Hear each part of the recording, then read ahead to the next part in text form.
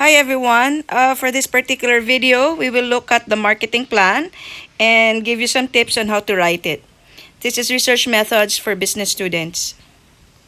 So as I have mentioned in the previous slide on the coverage or the content of the business plan, the marketing plan, which immediately follows the management plan, contains the following. First part of the marketing plan is your market research, followed by your marketing strategies based from the market research. So here, you're going to present the findings of your market survey, which would include data collection process and sampling method, which I will give in another video on how to find out the sample size for your market research. Then you would have to discuss your data gathering instrument, the different parts of your data gathering instrument. Then you have to present and analyze your findings. You would focus on the supply and demand analysis by presenting data on the historical demand and historical supply, projected demand and projected supply, and then the market gap. Putting the data together from the historicals and the projected, you'll be able to compute the market gap. The market gap being the difference between your demand and supply. All right. So the market segmentation or the target market description comes after this because you have already surveyed and therefore you have asked questions which focuses on determining the characteristics of your target market. So here you have to include your demographic profile of the target market, their geographic profile, and psychographic profile. Later on, we're going to discuss the different parts of each of these profile variables. And then you have to discuss your marketing strategies based on the findings of your market survey. And then summarize it into 3 to 4 sentences or one paragraph, the salient points of your marketing plan. So what is the market research, data collection process and sampling method, and data gathering instrument? For the data collection process, of course, majority of the market research would be using a market survey or primary data gathering method. We have two types of data, which is primary data and secondary data.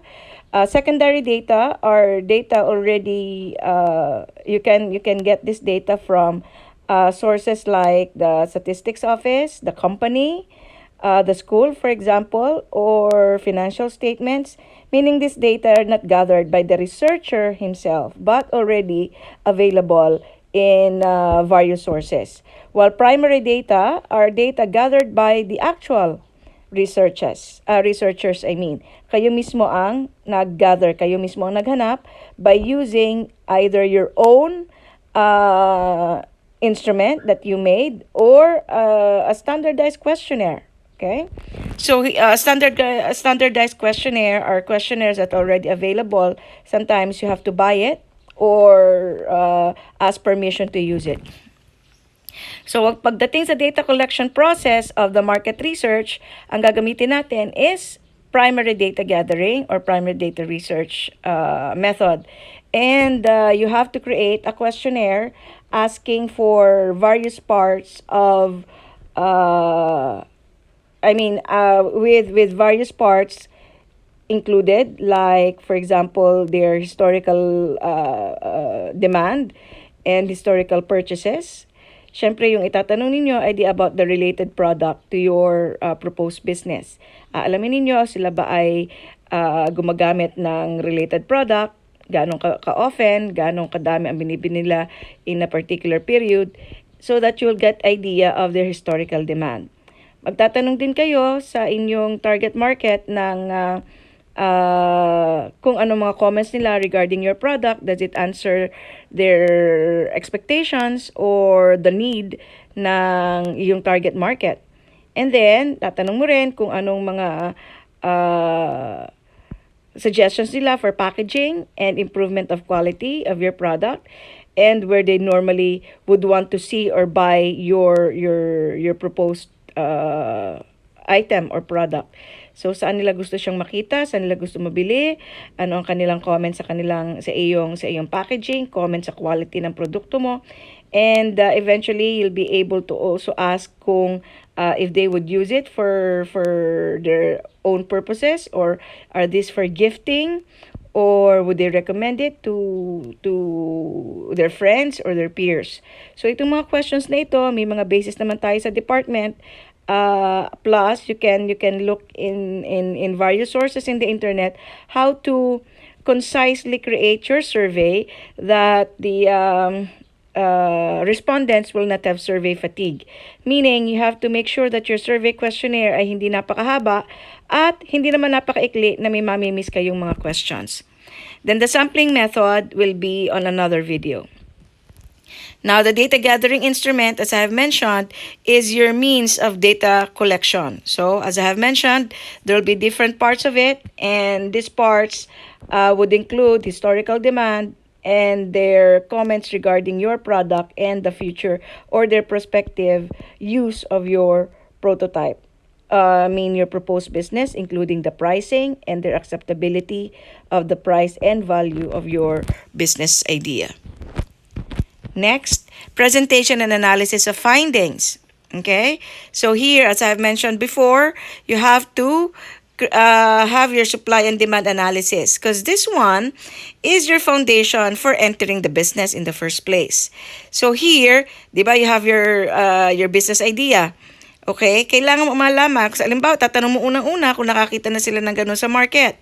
Kapag sabi nilang nakakita na sila, kailangan mong alamin ganong kalayo o ganong kalaking value ang kine-create ng iyong bagong business proposal. Because if the value is very limited at ang dami nang nakakita nun at meron ng masyadong kapareho ang business proposal mo, ibig sabihin, it's not, bakit mo pa siya ipoproduce?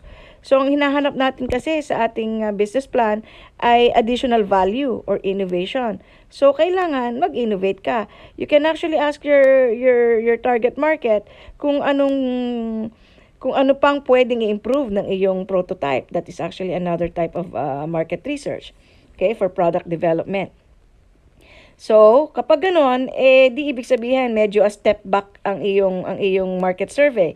Because now you're not only asking them if they are willing to buy the product, kasi syempre, kung marami ka nang kakompete at napakaliit ng o kapareho lang ng karamihang nakikita nila sa market o sa supermarket ang produkto mo, di ibig sabihin ay walang masyadong innovation. Now, okay naman kung ang innovation mo hindi sa product, hindi sa marketing strategies mo, or sa bundling mo ng iyong material, pero di dapat alamin mo kung bibilin o kakagatin ito ng iyong target market. So, yun ay ang demand.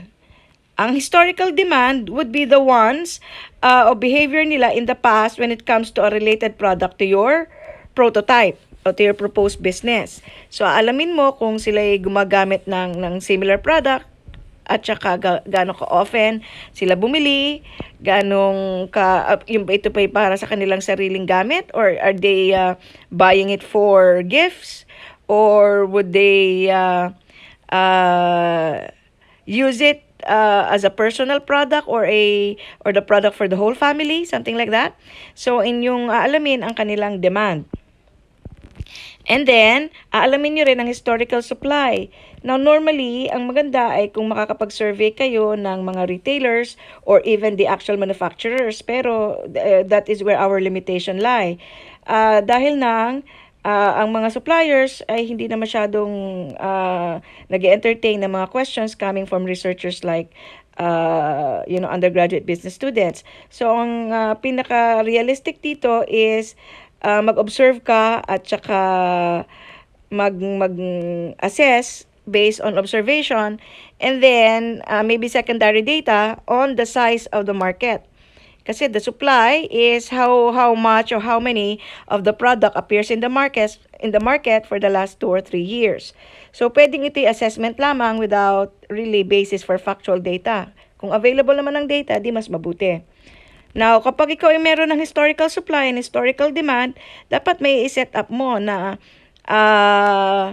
may gap o may kulang na mas maraming demand kaysa sa supply. Now, if kailangan mong i-set up yon, kailangan mong i-discuss, kapag hindi mo siya very clear na na-discuss na may gap, then this can be a basis for question. Why are you entering the market if the market is already saturated?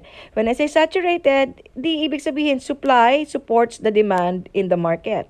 So why enter that market na ikaw ay newcomer and then ang dami ng mga brands o ang dami ng matagal na sa market na yan, then tsaka kapapasok, wala na namang additional demand.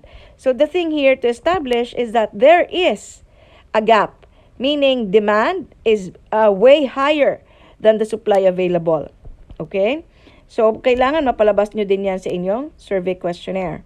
Now, projected demand is based from the historical supply. Ipo-project mo ang growth rate ng demand nila from previous years and then tingnan mo kung paano lumalaki in the, halimbawa, for example, ay demand mo ng 2016 and then demand in 2017, demand in 2018. So now, the projection from 2016 to 2017 growth and then 2017 to 2018 growth, makakakuha ka ng growth rate. I-average mo yon. At kapag na-average mo, gamitin mo yung average rate para mag-forecast ng 2021, 2022, so on and so forth. So siguro 3 to 5 years projection. So makikita mo sa projected demand na lumalaki yung demand. Okay? Kapag nakita mong lumalaki, then ang supply naman ay mabagal ang pagsagot sa demand, which is normally the case. Kailangan mo ring i-project na ang supply will still be following the same trend as your historical supply. Okay? So kaya importante dito ang industry analysis. Dumadami ba ang nagbebenta? Sobra bang dadami na masasagot lahat ang demand in the market? Or if it's not, then you have a room para ikaw ay mag-penetrate. Pero sige, kahit hindi naman masyadong malaki yung gap, since ikaw na may maliit na producer, as long as there is a minimal market gap, there's still always a room for new entrepreneurs.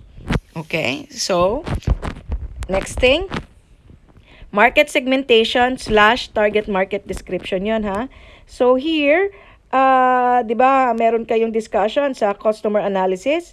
Dito mo mapuprove from the actual data na talagang yung iyong target market na diniscuss sa business environment are possibly where you will get majority of your income or your sales.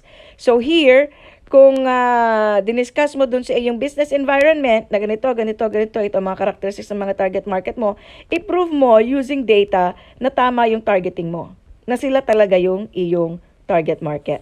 So may mention mo ang demographic profile. Ang demographic profile, of course, your age, gender, income bracket, socioeconomic profile na rin, isama na rin natin dyan. Educational profile. You can also put their let's say, educational qualification. So, tingnan nyo kung ano importante na nakaka-apekto ng kanilang pagbili. So, here is a geographic profile naman. This does not necessarily mean their residential or their address per se. Kung hindi, where do we normally see them? Syempre, kasama na rin ang residential. Pero, where do you normally see them? Where do they buy? Where do they purchase? Where do they spend their leisure time? Saan sila namimili? Sila ba ay sa grocery, sa supermarket namimili ng kanilang mga pagkain or sa wet market o sa palengke? So, kailangan alam mo rin kung saan sila umiikot. Not just kung saan sila nakatira. Now, sa psychographic profile, this is their lifestyle. Remember our discussion in the business environment? Kasama yung lifestyle profile. Dito yung psychographic, meaning how they think, how they behave, how they act, how they socialize. Diyan yung ilalagay. So, take note of the items that I mentioned and make sure that you incorporate it in your questionnaire. At based on the questionnaire, i-discuss mo dito ang finding. Okay? So, yung difference nitong market segmentation / target market description doon sa nakalagay na customer analysis in the business environment, ito is based on facts or ipapakita mo ang data na nakuha mo. So, ilalagay mo yung iyong profiling sa business environment. Pagkatapos, ipapresent mo dito yung mismong nakuha mong data. So sasabihin mo ang lifestyle ng ang target mong income bracket ay middle class. So ano ang lifestyle ng middle class? Kailangan mong mas specific na sasabihin, okay, ganito.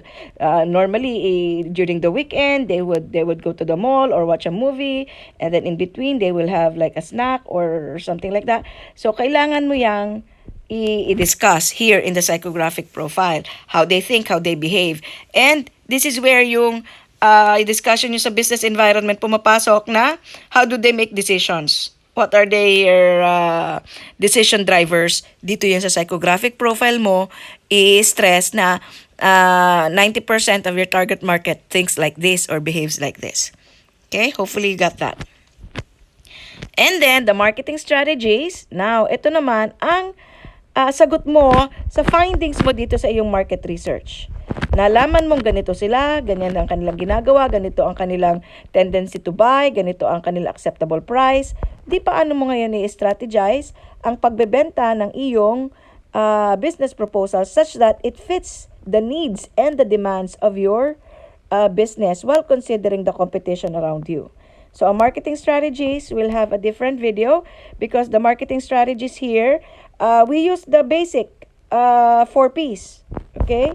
Ang 4 Ps natin would be price, promotion, place, and packaging. Okay? So, here, syempre, ang dami ng ibang items na nakalagay sa 4 Ps. Nag-evolve na yan at marami na rin mga comment. Pero ito yung ating